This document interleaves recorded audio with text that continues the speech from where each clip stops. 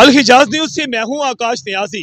गुजरात का सीवरेज का मसला हल करने के लिए ज़िले इंतज़ामिया अराकीन असम्बली कई सालों से कोशा हैं और इसके लिए पहले जेल चौक से लेकर बोले पुल तक एक साइड पर जो है वो पाइप बिछाए गए थे सीवरेज के, मगर उसके बावजूद जेल चौक, कचहरी चौक और इसके साथ साथ जो है प्रिंस चौक और दीगर इलाकों का बारिशी पानी खड़ा होने का मसला किसी सूरत भी हल ना हो सका।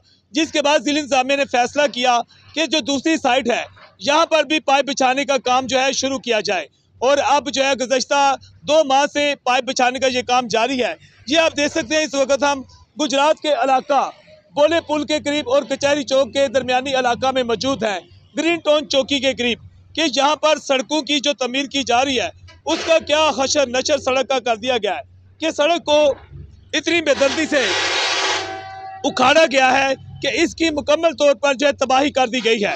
लोगों का कहना है कि अगर इस मंसूबा के बावजूद ये मसला हल ना हुआ तो जो करोड़ों रुपए अरबों रुपए लगाए गए हैं वो सब ज़ाया हो जाएंगे। हम आपको बताते चलें कि सीवरेज का ये मसला हल करने का मंसूबा 38 करोड़ था, जो अब जो है 1 अरब तक पहुँच चुका है और मुस्लिम लीग नून के दौर में ये मंसूबा शुरू किया गया था और मुस्लिम लीग तहरीक इंसाफ का दौर भी ख़त्म होने वाला है, आखिरी साल लग चुका है, मगर गुजरात का सीवरेज का मसला जूं का तूं पड़ा है।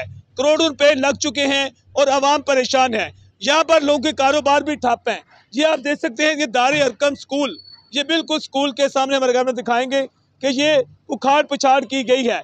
स्कूल के औकात में इंतहाई परेशानी का लोगों को सामना करना पड़ता है और लोग इंतहाई परेशान और सरापा एहतजाज नजर आते हैं। अल हिजाज न्यूज़ से मैं हूँ आकाश न्याजी।